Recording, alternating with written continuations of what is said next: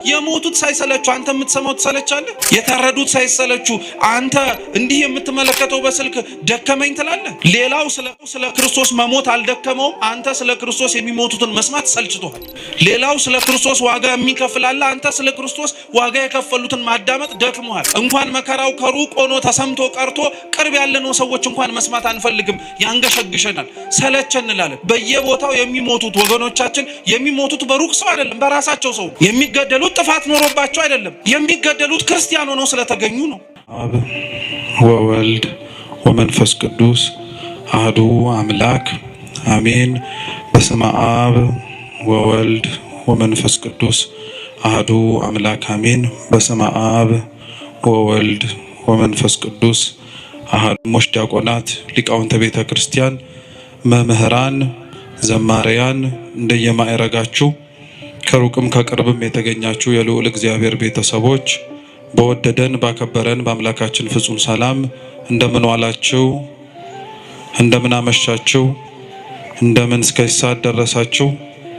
ቸርነቱን፣ ምሕረቱን፣ ይቅርታውን በእድሜያችን ላይ ጨምሮ በፊቱ ያሳየነውን የእምነት ማነስ የምግባር ጉድለትም ይቅር ብሎ እንደ ስራችን ሳይሆን እንደ ቸርነቱ ያቆየን የአባቶቻችን አምላክ ልዑል እግዚአብሔር ስሙ የተመሰገነ ይሁን። እንደ እግዚአብሔር ቅዱስ ፈቃድ ከዚህ ሰዓት በኋላ ባለን ደቂቃ ሕያውና ዘላለማዊ የሆነውን የአምላካችንን ቅዱስ ቃል እንማራለን። አምላካችን በጉባኤያችን በመሰባሰባችን መሃል ተገኝቶ እንዲያስተምረን፣ እንዲመክረን፣ እንዲገስጸን ሕያው ዘላለማዊ የሆነውን ቅዱስ ቃሉን መስማት እንድንችል አይነ ልቡናችንን እንዲያበራልን የተዘጋጀ ሕሊና እንዲሰጠን የእርሱ ቅዱስ ፈቃድ ይሁንልን። የሐዋርያው የቅዱስ ማቴዎስ ወንጌል ምዕራፍ 21 ከቁጥር 33 ጀምሮ የዓለም ሁሉ መድኃኒት የሆነ ጌታችን መድኃኒታችን ኢየሱስ ክርስቶስ ባስተማረው ትምህርት መነሻነት እንማራለን። የመጽሐፍ ቅዱሱን ቃል ሁላችሁ መስማት እንድትችሉ አነብላችሁና ወደ ትምህርታችን እንሄዳለን። እግዚአብሔር ከሁላችን ጋር ይሁን። ሌላ ምሳሌ ስሙ። የወይን አትክልት የተከለ ባለቤት ሰው ነበረ።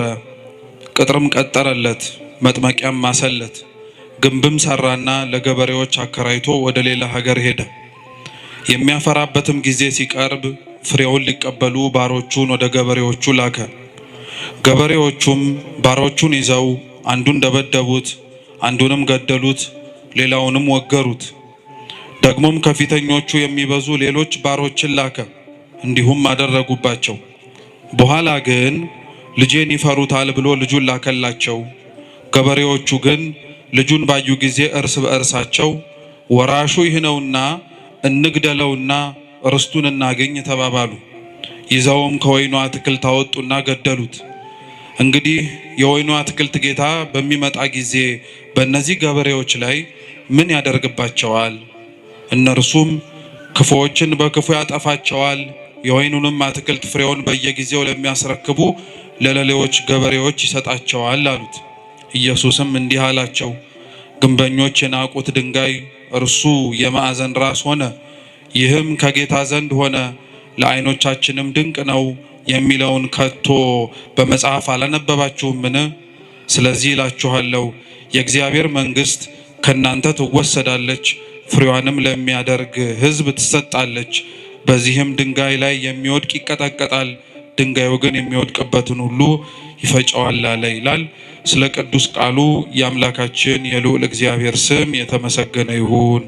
እንደ እግዚአብሔር ቅዱስ ፈቃድ እኛ የምንማማርበት የትምህርታችን ርዕስ በዚሁ ባነበብነው ቅዱስ ወንጌል ቁጥር 42 ላይ ያለው ኃይለ ቃል ይሆናል። ግንበኞች በሉ ሁላችሁም፣ ግንበኞች የናቁት ድንጋይ እርሱ የማዕዘን ራስ ሆነ።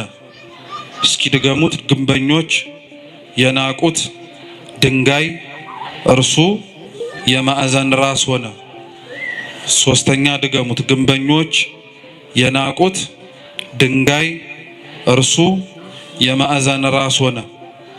በዚህ ኃይለ ቃል መነሻነት ያነበብነውን ወንጌል መነሻ አድርገን እንማራለን።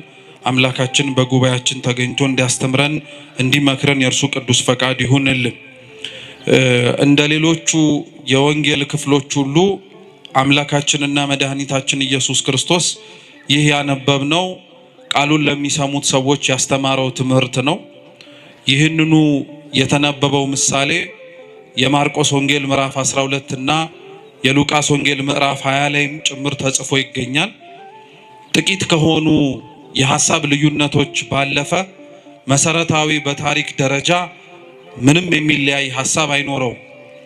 አንድ የወይን አትክልት ስፍራ የነበረው ሰው እንደነበረ ለወይኑ አትክልት ስፍራ የሚያስፈልገውን ነገር በሙሉ እንዳደረገለት በኋላም ደግሞ ያደረገለትን የወይኑን ስፍራ ፍሬውን ለመቀበል ሰዎችን እንደላከ እነዛም የተላኩት ሰዎች በየተራቸው ፍሬውን ለመቀበል ሲሄዱ እንደተገደሉ በመጨረሻም ደግሞ ልጁን እንደላከና ልጁን ደግሞ ሲያዩ ይበልጥ እንደተናደዱና እንደተበሳጩ ልጁንም እንደገደሉት ጭምር ይናገራል። ይህ አሁን ያነበብነው የቅዱስ ወንጌል ክፍል እንዳልኳችሁ ጌታችን መድኃኒታችን ኢየሱስ ክርስቶስ ቃሉን ይሰሙት ለነበሩት ለሕዝብ ያስተማረው ትምህርት ነው። ጌታችን ኢየሱስ ክርስቶስ በዋነኝነት ቃሉን በሚያስተምርባቸው ስፍራዎች ላይ ለሚገኙት ሰዎች በሙሉ ትምህርትን ያስተላልፍ የነበረውና የሚሆኑ ነገሮች ከመሆናቸው በፊት አስቀድሞ ያዘጋጃቸው የነበረው ክፉዎች ከክፋታቸው እንዲጠበቁ፣ መልካሞች ደግሞ ክፉዎች በሚያደርጉት ስራ ላይ እና በድርጊታቸው በመነሳት ተስፋ ቆርጠው የሚመጣውን ክብርም ጭምር እንዳያጡ ነው። እግዚአብሔር አምላክ ክፉዎች በክፋታቸው እንዲቀጥሉ አይፈልግም።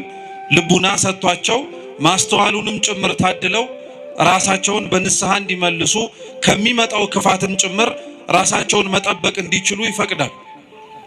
እንዲሁ የሚያደርገው አምላካችን ደግሞ ደጎች ሆነው ደግሞ መከራውን ለሚቀበሉ፣ ደጎች ሆነው ደግሞ ስቃዩንም ጭምር ተሳታፊ ለሚሆኑት ደግሞ እንደጠሩት የአምላካቸው ድምፅ ዝምታው ቢዘገይባቸው ዋጋ እንደሌላቸው መስሏቸው በሃይማኖታቸው በጽናታቸውም ጭምር እንዳይገኙ ሊያደርጋቸው ከሚችለው ነገር በሙሉም እንዲሸሹም ወይም እንዲቆጠቡም ጭምር ይፈልጋል። እግዚአብሔር ትምህርትን ያስተምር የነበረው ነገሮች ከመሆናቸውም በፊት ይሄ ነገር ይሆናል፣ ያ ነገርም ሊመጣ ይችላል እያለ ያስተምር የነበረው ለዛ ነው። ይሄም ያነበብነው የመጽሐፍ ቅዱስ ክፍል ነገሮች ከመሆናቸው በፊትና ከመፈጸማቸው በፊት የተነገረ ትንቢት ነው። ይሄ ትንቢት ልዩ የሚያደርገው ምንድነው? ትንቢቱ በሐዲስ ኪዳን ይነገር እንጂ ነገሮች ከመፈጸማቸው በፊት ይሄንኑ ትንቢት ግን አምላካችን ኢየሱስ ክርስቶስ አስቀድሞ በነቢያት ላይ አድሮ ያስተማረውን ትምህርት መነሻ በማድረግ ነው ያስተማረው። ትላንት ያልነበረ ዛሬ ላይ የሚጀመር፣ ትላንት ያልተነገረ ዛሬ ላይ ደግሞ እንደ አዲስ የሚነገር ምንም ነገር አይኖርም። ስለዚህ ጌታችን ኢየሱስ ክርስቶስ ትላንትና በነቢያቱ ላይ አድሮ ሲያስተምር የነበረው እርሱ እንደሆነ ያውቁ ዘንድ ስለፈለገ ይሄ የወይን አትክልት ስፍራ የሚለውን ምሳሌ አድርጎ ሊያስተምራቸው ፈለገ። ይህንን ምሳሌ ለመጀመሪያ ጊዜ ላይ የተናገረው ይህንንም ትምህርት በማስተማርም ጭምር ጌታችን መድኃኒታችን ኢየሱስ ክርስቶስን የመሰለው ነቢዩ ኢሳይያስ ነው። ነቢዩ ኢሳይያስ በትንቢተ ኢሳይያስ ምዕራፍ 5 ከቁጥር 1 ጀምሮ አምላካችን ልዑል እግዚአብሔር ያስተማረውን ይህንኑ የወይን አትክልት ስፍራን ምሳሌ መስሎ አስተምሮበታል። ይሄ የወይን አትክልት ስፍራ ቅጥር የተማሰለት፣ መጭመቂያ የተዘጋጀለት፣ በኋላም ደግሞ ማማ ተዘጋጅቶለት እየተጠበቀ የነበረው ኢሳይያስ በኦሪቱ የተናገረለት የእስራኤል ሕዝብና እስራኤላውያን ናቸው። እግዚአብሔር አምላካችን ለወይኑ አትክልት ስፍራ ባለቤት እንደነበረውና እንዳልኳችሁ ለሚያስፈልገው ነገር በሙሉ ለስፍራው እንዳሟላ ሲናገር ነቢዩ ኢሳይያስ ደግሞ በትንቢት መጽሐፉ ምዕራፍ 5 ቁጥር 1 ላይ ከዛ የበለጠ ሌላ ትርጉም እንዳለው ደግሞ ይናገራል። እርሱም ምንድነው? እግዚአብሔር አምላክ የወይን አትክልት ስፍራ ለተባለችው ለእስራኤል ቅጥርን መማስ፣ አጥርን መስራት፣ ማማንም ሰርቶ ገበሬዎችንና ሰራተኞችን ቀጥሮ መንከባከቡን ትኩረት አድርጎ የተናገረ ብቻ ሳይሆን ኢሳይያስ ምንም ነገር እንዳላጎደለባትም ጭምር ይናገራል። ይወዳት ለነበረችው ስትሰቃይ ከስቃይ ላወጣት፣ ክፉ ሲሆንባት ፈጥኖ ለደረሰላት ለሕዝቡ እግዚአብሔር አምላክ ይሄንን ስፍራ ብቻ ሳይሆን ከስፍራውም የላቀውን ምንም ያጎደለባት ነገር እንደነበረ ይናገራል። መጽሐፍ ቅዱስ ለእስራኤልና ለእግዚአብሔር ያላቸውን ግንኙነት በተለያየ መንገድ አድርጎ ነው የሚናገረው። በተለይ ደግሞ ምንም እንዳላጎደለባት ነብዩ ኢሳይያስ የተናገረውን ግልጽ የሚያደርገው እግዚአብሔር እስራኤልን እንዴት እንደሚያያትም ጭምር ስናውቅና ስንረዳ ነው። እስራኤል የመረጣት እግዚአብሔር ህዝቡን የሚመለከተውና ያየው የነበረው በአንድ መጽሐፎቻችን ዙሪያ ላይ ስትመለከቱት በዚሁ በኢሳይያስ መጽሐፍ ላይ እስራኤልን እንደ ሙሽራ ወይም እንደ ሙሽሪት አድርጎ እርሱ ደግሞ እንዳጫት እንደ ሙሽራ አድርጎ ነበር ይመለከት የነበረው። ስለዚህ እግዚአብሔር አምላክ ሙሽራይቱ ለሆነችው ለእስራኤል ይቀናላት ነበር። ከእርሱ ሸሽታ ጣዖትን ስታመልክ፣ ከእርሱ ርቃ ድምፁን መስማትን ስታቆም እግዚአብሔር ለእስራኤል ያሳያት የነበረው ነገር በሙሉ ስለሚጠላትና ስለተጸየፋት ስለምታደርግበትም ብዙ ውጣ ውረዶች እንዴት እንዳዘነባት እንድታውቅ ብቻ አልነበርም። ነገር ግን ፍቅሩ ዘልቆ እንዲገባት ስለፈለገ እስራኤልን ይቀጣት የነበረው፣ እስራኤልን ይመለከታት የነበረው፣ እስራኤልን አልፎም እንኳን ዝምታንም ያሰማት የነበረው እግዚአብሔር አምላክ ጠልቷት አልነበርም እና ይሄ እግዚአብሔር አምላክ ያደርግላት የነበረው ነገር በሙሉ ላልገባቸው ላልተረዳቸውና ከሩቅ ሆነው ይመለከቱት ለነበሩት ሰዎች እግዚአብሔር እንደተዋቸው፣ እግዚአብሔር እንደረሳቸው፣ እግዚአብሔር የሚጮሁትን ድምፃቸውን እንዳልሰማቸው አድርጎ ይሰማቸው ነበር። እግዚአብሔር ግን ይህን ያደርግበት የነበረበትን ምክንያት በኢሳይያስ አንደበት ላይ ሆኖ ሲናገር ምን አለ? በውኑ ለወይኔ ቦታ ያጎደልኩበት ምንድነው አለ። እስኪ ያጎደልኩበት በሉ ምንድነው? እግዚአብሔር እውነት ነው የምነግራችሁ፣ ለእስራኤል ምንም ያጎደለባት ነገር የለም። እንኳን ባሪያ ሆና ከነበረችበት ከግብፅ ባርነት ነፃ ማውጣት ቀርቶ ምድራዊ የሆነ እንጀራ እንዳትበላ ከሰማይ መና ወርዶላታል። የደፈረሰና ንጹህ ያልሆነ ውሃ እንኳን ጠጥቻለሁ አጠጥቶኛል ብላ እንኳን እንዳታማው ከአለት ላይ የፈለቀ ንጹህ ውሃንም ጭምር ሰጥቷታል። በመንገዴ ማንም እንኳን አብሮኝ አልነበረም ብላ ራሷን ወደ ላይ አንስታ እግዚአብሔር ላይ እንዳታጉረመርም ከምድር ስንዝር ከፍ አድርጎ ከፊትና ከኋላ የሚመጡባትን ጠላቶቿን ጠብቆ ነው ሲንከባከባት የነበረው። ይህንኑ እንዲህ ያደረገላትን እግዚአብሔር ነው ራሷ እስራኤል ደግሞ ተነስታ የጎደለባት ይመስል ብዙ ነገርን ላይዋ ላይ አመጽ ያነሳችው እግዚአብሔር ላይ እና እግዚአብሔር ለእስራኤል ምን አጎደልኩባት ብሎ እንደሚናገረው ሁሉ ኢሳይያስ የተናገረውን መልሶ እርሱ አምላካችን ኢየሱስ ክርስቶስ ሲራመድና በመሬት ላይ ሲያስተምር ያንኑ ትንቢት አንስቶ ሊያስተምራቸው ፈለገ። ለአንድ ሰው የወይን አትክልት ስፍራ ነበረው፣ ወይም የወይን አትክልት ስፍራ የነበረ ባለቤት ነበራል። ቅጥር መቀጠር፣ መጭመቂያ ማዘጋጀት ከዛም አልፎ ደግሞ ማማ መዘርጋት ለአንድ ለወይን አትክልት ስፍራ የሚያስፈልጉ ነገሮች ናቸው። መቼም አንድ ሰው ገበሬም እንኳን ሆኖ ዘር የሚዘራው መሬቱ መቀበል እንደሚችል ዘሩን ለማሳየት እርሱም ደግሞ ይቀበላል ብሎ ለመናገር አይደለም። የዘራውን ዘር አጭዶ ጎተራ ለመክተት ከጎተራው አውጥቶ ቢወድ ሽጦ ሊያተርፍበት አለያ ደግሞ ከፈለገ ደግሞ እንዲበላው እንዲጠጣው። የወይኑ አትክልት ስፍራ ባለቤትም ቅጥር የቀጠረለት ምንም አይነት ነገር መጥቶ ፍሬውን እንዳያጨናግፍበት ነው። መጭመቂያ ያዘጋጀለት ወይኑ ሲደርስ አገልግሎቱ ተጨምቆ እንዲጠጣ ተጨምቆ የወይን ጠጅ መሆን እንዲችል ለማድረግ ነው። እየሰማችሁ ነው። ማማም ያዘጋጀለት ደግሞ ከሩቅ የሚመጣ ጠላትን ወይም ከሩቅ የሚመጣ ቅጥሩን ሊያፈርስበት የሚችል ከወይኑ የፈለገውን ፍሬ ማግኘት እንዳይችል ሊያደርገው የሚችለውን ጠላት መመልከትና ማወቅ እንዲችል። ክርስቶስ በጅማሬው ይህንን ያወራ የነበረው ስለ እስራኤላውያን የወይን አትክልት ስፍራ ተብላ የተነገረችው እስራኤል ናት። ቅጥር መቀጠር የተባለው እስራኤልን መጠበቁን መንከባከቡን ለማሳየት ነው። መጭመቂያ አዘጋጀላት የሚባለው ደግሞ ከእግዚአብሔር የተቀበለችውን የሰጣትን ነገር በሙሉ ፍሬ ልታፈራበት የምትችለውን መጠቀም የምትችልበትን መንገድ ሰጣት። ቤተ መቅደስን ሰጣት፣ ታቦትን ሰጣት፣ ካህናትን ሰየመላት። መቅደስ አዘጋጅቶ መግባት መውጣት እንዲችሉ እነሱም ተሳታፊ መሆን እንዲችሉ መስዋዕት የሚያቀርቡበትንም ስርዓት ሰጣት። ቅጥር አዘጋጀላት አልኳችሁ። መጭመቂያ አዘጋጀላት፣ ማማም ጭምር ሰራላት። ማማው ከሩቅ የሚመጣ ጠላትን ለማወቅ እንዲረዳ ሁሉ መጽሐፍትን ሰጣት ማለት ነው። ነቢያትን አስነሳላት። ከሩቅ የሚመጣውን ክፉም ይሁን ደጉን መስማትና ማወቅ እንዲችሉ አዘጋጃቸው። ይሄ የተደረገለት ይሄ የተፈጸመለት ቦታ እንዳልኳችሁ በጅማሮ እስራኤል ናት። እስራኤል ግን ለዚህ ለተደረገላት ነገሩ አጸፋውን የመለሰችውና ለእግዚአብሔር ያሳየችው ግብረ መልስ ግን እንዴት ነበር? ሲነበብ እንደሰማችሁት ቅዱስ ወንጌሉ የወይኑ ስፍራ ባለቤት ወይኑ የሚያፈራበት ጊዜና ወቅት እንደደረሰ ስላወቀ ሰራተኞቹን ላካል።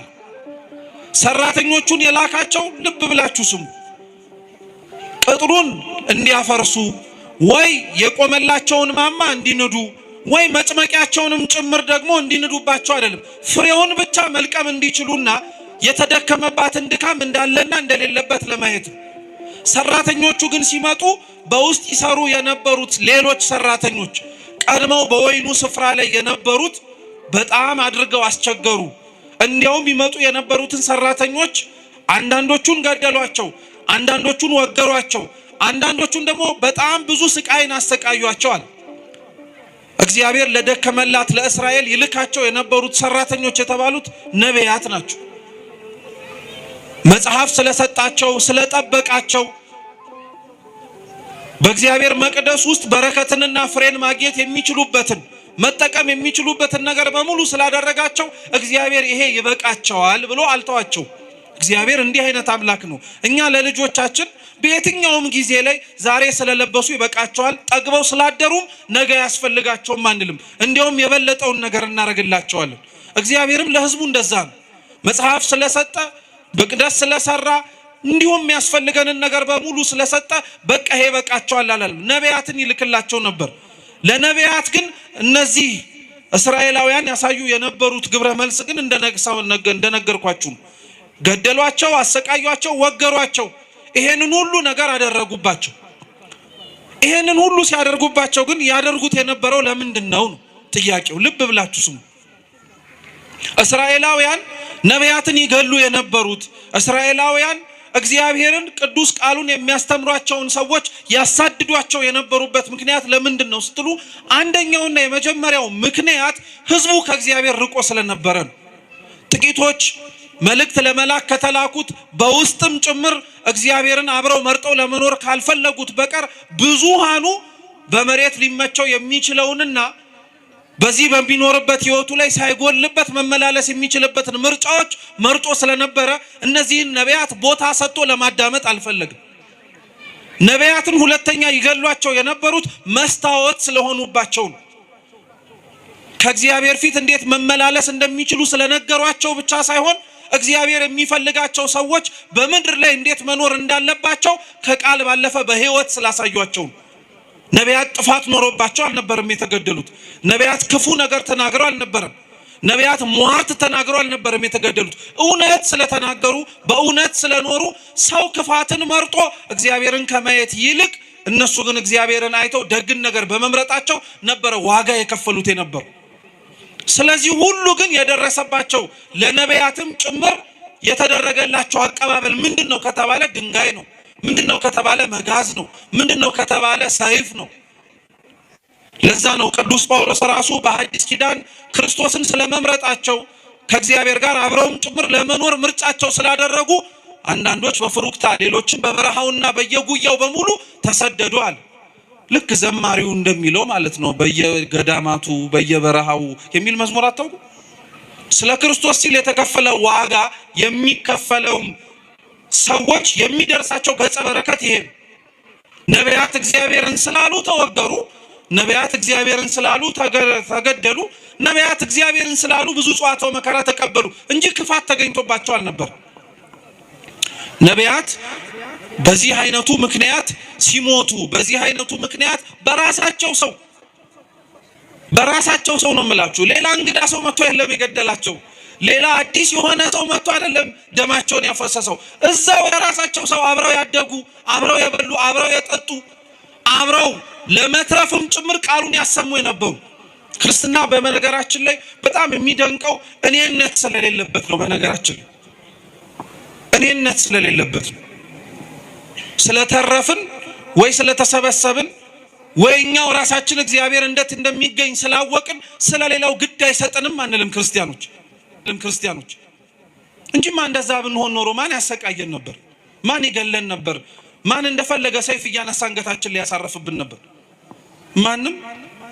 እንዲሁ ዝም ብንል፣ እንዲሁ ራሳችንና ራሳችን ብቻ ነው እንጂ ለሌላው አይመለከተንም ብንል ምንም አንሆንም። ግን እንደዛ እንድንሆን ደግሞ ተብለን አልተጠራንም፣ አልተዘጋጀንም።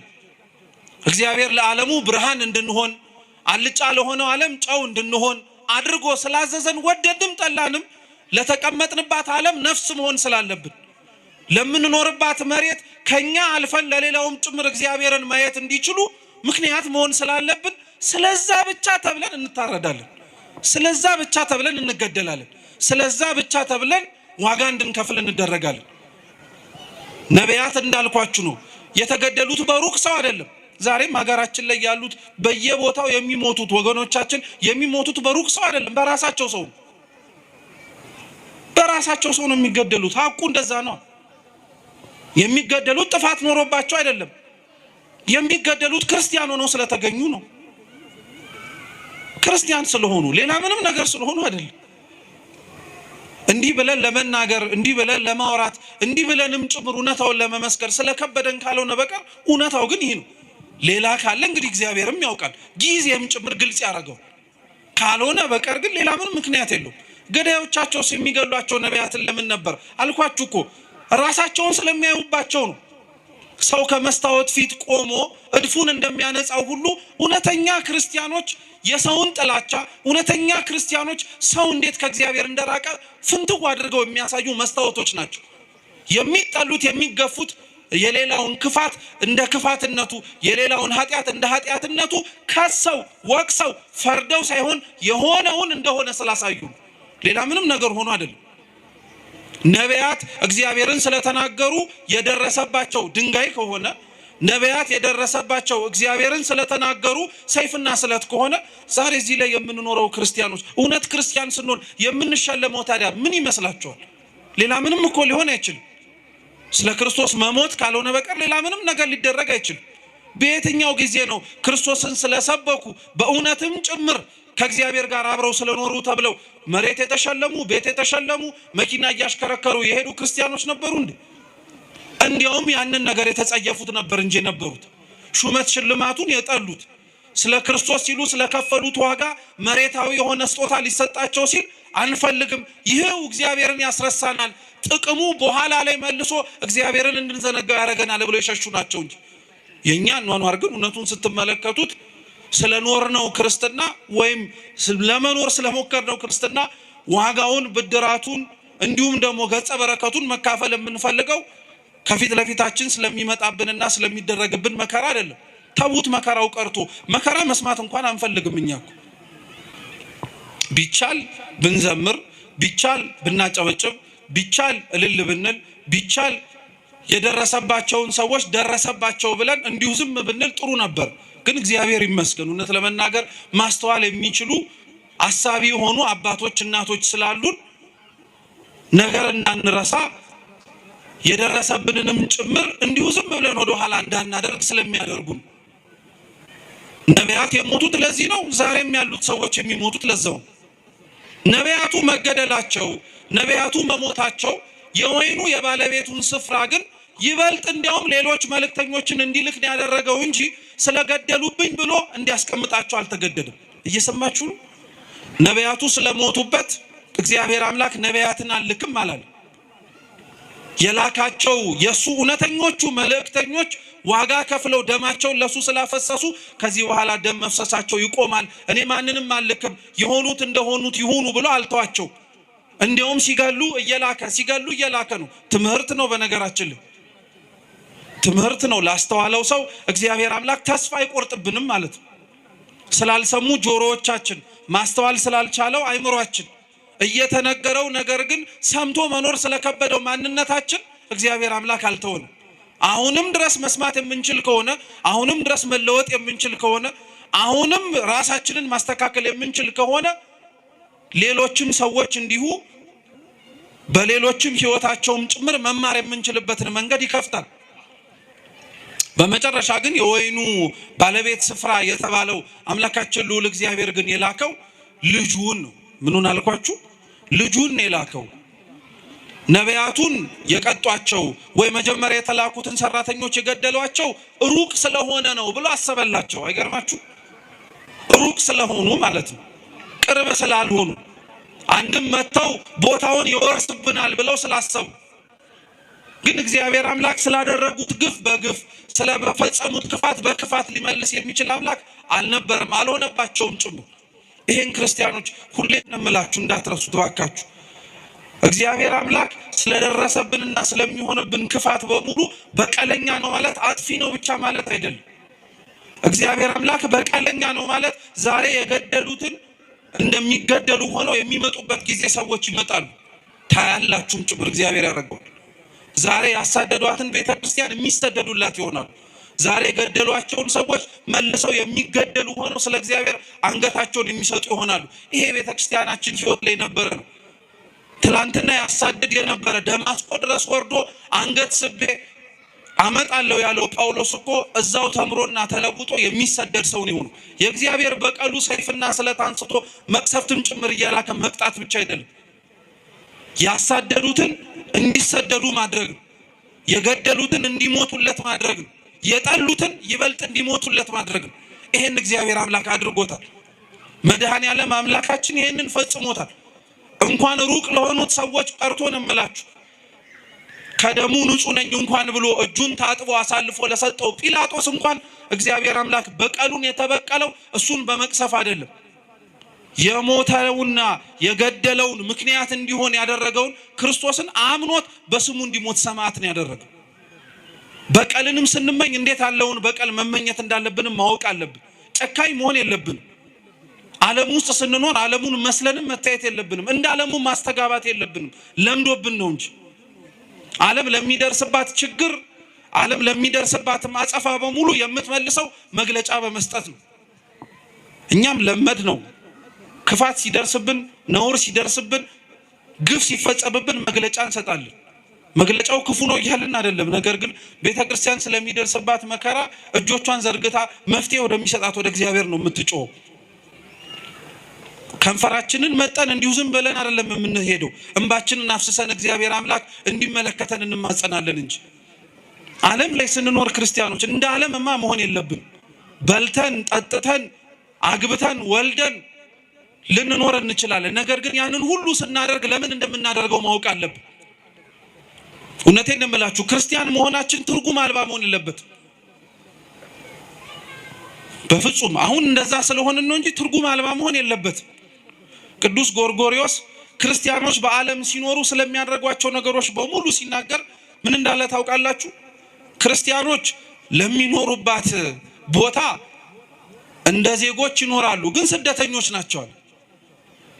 አይገርማችሁ? ለሚኖሩባት መሬት ዜጎች ናቸው፣ ግን ስደተኞች ናቸው። ስደተኛ የሆኑት ግን መርጠው ነው፣ በሰማይ ስፍራ እንዳላቸው ስላወቁ። ቀጠለ ቅዱስ ጎርጎርዮስ ክርስቲያኖች በምድር ሲኖሩ ይነግዳሉ፣ ያተርፋሉ፣ ይበላሉ፣ ይጠጣሉ። ያን የሚያደርጉት በምድር ስለኖሩ ብቻ ነው። ነገር ግን ሁሉንም ደግሞ ይንቁታል። በቃ ክርስቲያን መሬት ላይ ሲኖር ክርስቶስ በመሬት ላይ ሲኖር ያደረገውን ነገር በሙሉ እያደረገ ለመኖር ራሱን ነው ማዘጋጀት መቻል ያለበት። እንደዛም ሆኖ ነው መሰራትምና ማደግ ያለበት። እንደዛ መሆን እንድንችል እግዚአብሔር ሁላችንንም በቸርነቱ ይርዳን። ስሙን መሸከሙንማ ሁሉንም ተሸክመነው፣ ነገር ግን ግብሩን የከበደን አሁን መኖሩ እንዳልኳችሁ ነው። እንኳን መከራው ከሩቅ ሆኖ ተሰምቶ ቀርቶ ቅርብ ያለነው ሰዎች እንኳን መስማት አንፈልግም፣ ያንገሸግሸናል፣ ሰለቸን እንላለን። የሞቱት ሳይሰለቹ አንተ የምትሰማው ትሰለቻለህ? የታረዱት ሳይሰለቹ አንተ እንዲህ የምትመለከተው በስልክ ደከመኝ ትላለህ? በጣም ከባድ እኮ ነው። በነገራችን ላይ ሌላው ስለ ክርስቶስ መሞት አልደከመውም፣ አንተ ስለ ክርስቶስ የሚሞቱትን መስማት ሰልችቶሃል። ሌላው ስለ ክርስቶስ ዋጋ የሚከፍላል፣ አንተ ስለ ክርስቶስ ዋጋ የከፈሉትን ማዳመጥ ደክሞሃል። በጣም ነው የሚያሳዝነው እኮ እውነት። ለስሙ ደግሞ ሰማዕታትን እንዘክራለን እንላለን። የሰማዕታትን ዜና ቤተክርስቲያን የምትዘክረው ስዕላቸውን ስላ ብቻ አይደለም፣ ገድላቸውን እያነበበች እንዴት እንደኖሩም ጭምር በማሰማት ነው። ስለ ክርስቶስ የሞቱትን ዜና መስማት የከበደው ሰው እንዴት ቆሞ የጊዮርጊስን ገድል ይሰማል? እንዴት ቆሞ የመርቆሪዎስን ገድል ይሰማል? አይችልም በፍጹም። ጊዮርጊስ የሞተለትን መርቆሪዎስ ሕይወቱን የሰጠለትን አምላክ እኮ ነው ዛሬም ድረስም ጭምር ክርስቲያኖች በየቦታው ሕይወታቸውን የሚሰጡለት። የነሱን ዜናማ መስማት እንዲያውም ጥባትን የሚጨምር፣ የነሱን ዜና ማዳመጥማ እንዲያውም ሕይወትን ነው ጭምር የሚያሞቅ። የነሱን ዜና መስማት እንዲያውም ከምንኖረው ከንቱ ህይወታችን ባለፈ ለካ ሌላ ትርጉም ያለው ህይወት እንዳለ እንድናውቅ ነው የሚያደርገን። እኛ አሁን የምንኖርበት ዓላማ እውነት የሚያስኖር ይመስላችኋል? እነሱ ግን ሊኖሩበት የመረጡትም ሊሞቱበትም ጭምር የወደዱት ዓላማቸው ጌታችን መድኃኒታችን ኢየሱስ ክርስቶስ ነው። እውነት እግዚአብሔር ስሙ የተመሰገነ ይሁን። ይህን ማየት እንድንችል ራሱ ያደረገን ክርስትና የለም ብለን ደፍረን እንዳንናገር፣ ስለ ክርስቶስ የሚኖሩ ሰዎች የሉም ብለን እንኳን አፋችንን ሞልተን እንዳንናገር የሚያደርገን ብዙ ምክንያት ይሰጠናል። ብዙ ምክንያት። ከነዛ ሁሉ ምክንያት ትልቁ ምክንያት ግን እንዳልኳችሁ ልክ የወይኑ ባለቤት ስፍራ ነቢያቱን የቀደሙትን አባቶችን ልኮ ሰዎቹ በአጸፋው ሞትን እንደፈረዱባቸው ሁሉ ምናልባት ከሰሙ ምናልባት ካዳመጡ ብሎ ልጁን ላከላቸው። ልጁን ሳይውት ግን ጭራሽ ተናደዱ አለ ቅዱስ መጽሐፍ።